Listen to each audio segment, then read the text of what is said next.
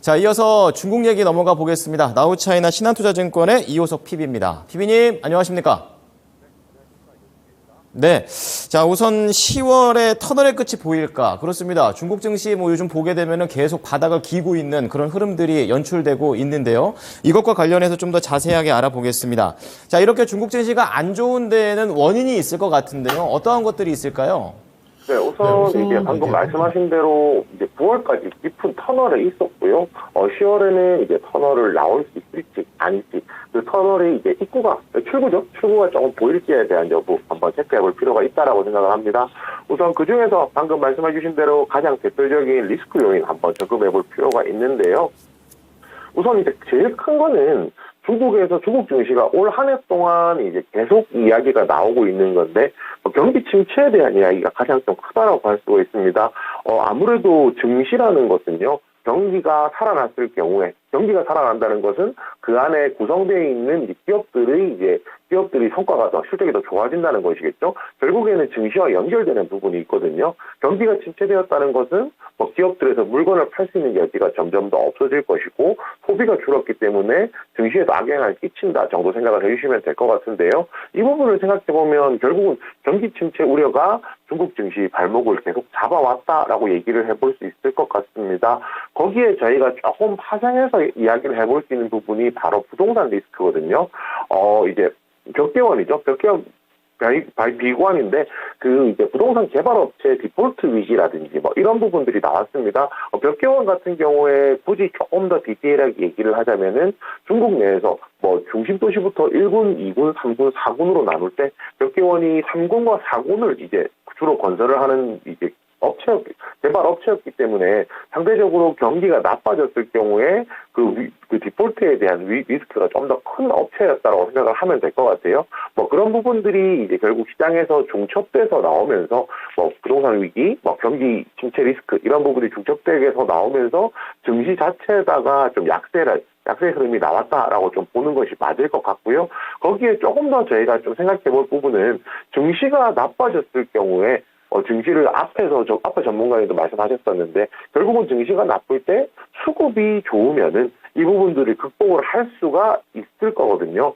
그런데 수급이 개선되지 않고 있다는 것도 중요한 문제 중에 이제 하나라고 할 수 있습니다. 결국에 수급이라고 하면은 대표적으로는 시장 내에 참여하는 외국인이죠. 외국인들의 이제 로컬 수급이 있을 거고요.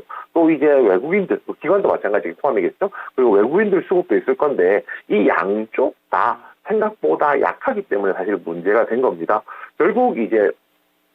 결국에 생각해보면은 로컬 수급이 약하고요. 또 미국이랑 중국의 통화 정책이 디커플링이 나오면서 위안화 절하 압력도 부담으로 작용을 했거든요. 결국 이 부분들이 또 외국인들의 수급 이탈로 이제 이어지면서 주식시장에 펀더멘탈이라는 게 있다면 반대쪽은 센티멘트겠죠. 주식시장의 센티멘트를 조금 더 훼손했다라고 보는 것이 맞을 것 같습니다. 결국 시장도 안 좋았고, 시장에 불을 지필 수 있는 수급도 없었기 때문에 전반적으로 시장이 쭉쭉쭉쭉 안 좋았다라고 보면 될 것 같은데요. 결국 이 부분을 이제 회복을 하려면 어떻게 해야 되냐? 그럼 다시 처음으로 돌아가면 되겠죠. 맨 처음 이제 증시가 나빴던 이유가 경기 침체 우려였다는 점 생각해 보면은, 결국은 경기 침체에 대한 부분이 해소가 될 경우에 이제 증시도 살아날 수 있다는 것이거든요. 이런 부분들 좀 생각해 본다면 결국에 경기 침체에 대해서 어떻게 극복할 수 있느냐가 좀 중요하다라고 생각을 해보고요. 경기 침체, 경기 모멘텀에 대한 방향성이 회복局면으로 돌아선다라고 하면은 증시 또한 마찬가지로 같이 반등으로 갈 가능성이 있기 때문에 이 부분 조금 열어놓고 관심을 가진다라고 하면은 10월에 터널을 탈출할 수 있을지, 10월에 이제 지금부터는 터널의 끝이 보일지, 이 부분에 대한 부분 생각해 볼 수 있다라고 생각합니다. 한국의 경제 상황만큼이나 중국도 큰 자리를 차지하는 게 부동산이라고 저는 배웠었는데, 이 부분이 확실히 해결하기가 쉽지가 않아 보입니다. 그래도 어느 정도 돌파하기 위한 중국 당국의 움직임들도 계속 잡히고 있다, 이런 부분을 좀 알 수가 있겠는데요. 중요한 건 이제 그 다음입니다. 10월에는 이러한 안 좋은 터널의 끝을 빠져나올 수 있는지 더 어려운 질문이 될 것 같은데요. 어떻게 뷰를 갖고 계십니까? 네, 우선 터널 탈출 여부가 조금 가능하다라고 보고 있습니다. 가능하다는 것은 제가 앞서서 말씀드릴 때 결국 주식시장이 펀더멘털보다 센티멘트가 훼손된 부분이 좀 크다라고 말씀드렸는데요. 센티멘트라는 것은 회복을 할 때는 또 그 펀더멘털처럼 숫자가 찍히는 부분이 아니기 때문에 회복이 좀 쉽다라는 겁니다. 특히 이제 이 부분에 대해서 조금 더 주목을 하고 있는데요. 상반기 그리고 3분기까지도 계속 지속적으로 악재가 시장에 영향을 주었었거든요. 악재가 이제 지속적으로 나와서 시장에 영향을 주었다는 것은 이미 악재에 대한 적응력 자체는 굉장히 많이 올라간 상황인 거고요. 반대로 얘기하면 지금부터는 호재가 나오면 호재에 더 민감하게 반응할 수 있다는 겁니다. 결국 이 지금부터 나올 수 있는 호재에 대해서 더 민감하게 반응한다는 것은 반등을 할 경우에 반등 폭이 더 가파르고 빨라질 것이다 라는 것까지 유추를 해볼 수가 있겠죠. 그런 부분 생각해보면은 10월에 이제 터널을 탈출하는 것이 충분히 가능할 것이다 라고 좀 얘기를 해볼 수가 있을 것 같고요. 그 중에서 이제 결국 이제 경기가 회복되는 것이 어느 포인트에 맞추면 되느냐라고 했을 때 내수 시장에서의 회복을 조금 더 좀 주목을 하고 있습니다. 결국 이제 실물 경기는 소비라든지 산업 생산을 중심으로 해서 개선세를 좀 보이고 있는 상황이고요. 또 물가 같은 경우에도 또 반등이 나오면서 디플레이션에 대한 이제 우려들도 상당 부분 해소가 됐고요. 인민은행도 이야기를 하는 걸 보면 연말까지 완만한 U자형으로 회복할 것이다라는 이야기들이 현재 나오고 있는 상황입니다. 또 제조업 PMI 지수 같은 경우에도 내수를 중심으로 반등 추세가 나온다는 점, 지금 이런 지표들로 저희가 체크를 해봤을 때 실물 경기가 어느 정도 저점을 통과하고 있다는 것이 조금 굉장히 명확하게 보이는 상황이라고 생각을 하거든요. 결국 이제 실물 경기가 저점을 통과하고 있기 때문에 이 부분을 생각한다라고 하면 이제 그 실물 경기가 저점을 통과하게 되면 증시에 대해서 재평가할 수 있는 기회가 생각보다 빨리 오지 않을까, 그리고 그 저점이 10월이 되지 않을까, 그렇게 판단하고 있습니다. 네, 저도 저점이 빨리 끝났으면 좋겠다라는 생각입니다.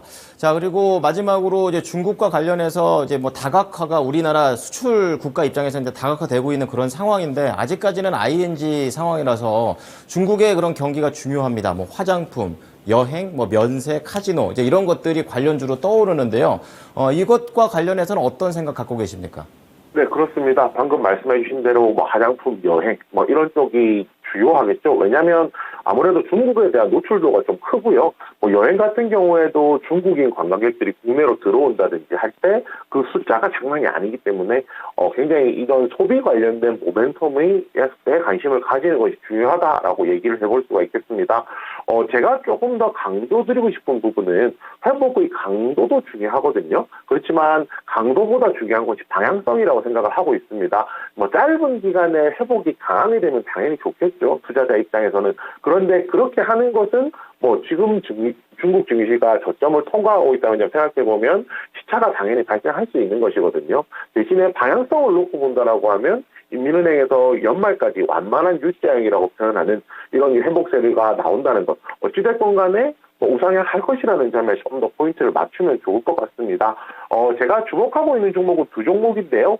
아모레퍼시픽, 그 다음에 글로벌텍스풀입니다. 아모레퍼시픽 같은 경우에 지금 종목에 대해서 분석을 하면서 나오는 내용들이 3분기 실적에 있어서는 중국이 약세다라는 얘기를 많이 하고 있거든요. 중국에서 매출이 많이 나오지 않은, 중국에서 부진한 실적을 미국이라든지 이 중국 지역에서 이제 메꿔가는 이제 양상이다라고 표현을 하는데요. 반대로 얘기하면 이렇게 할 수 있겠죠. 3분기는 이미 지나갔고요. 4분기부터 이제 중국 경기가 회복된다라고 생각을 하면 약세였던 중국 매출, 중국 실적이 점점 회복되면서 더 올라오겠죠. 그리고 비중국 매출은 그대로 견조하다라고 했을 경우에 실적이 개선이 되는 효과가 있을 것이기 때문에 오히려 이 악재를 조금 더 활용할 수 있는 전략이 될 수 있을 것이라고 생각하고요.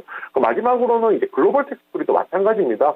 결국에는 이제 이번에 중국의 최대 명절인 국경절 연휴가 있었었죠. 그리고 이런 시점에서 중국인 관광객들이 국내로 더 많이 들어올 것이고요. 특히 이제 글로벌텍스풀이 같은 경우에는 국내 사후 면세점으로서는 1위 업체이기 때문에 많은 인원이 국내로 들어오면 들어올수록 수혜를 볼 수 있는 기업 중에 하나가 될 것입니다. 결국은 이번 이제 이벤트가 아니라 하더라도 중국 내에서 경기가 회복되고 외국 수요가 늘어나면은 수혜를 볼 수가 있기 때문에 아모레퍼시픽, 글로벌텍스풀이에 대해서는 꾸준한 관심 필요하다는 점 같이 말씀드리겠습니다. 네.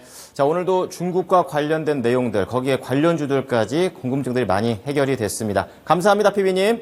네, 감사합니다. 네, 오늘 나우차이나는요, 신한투자증권의 이호석 PB였습니다.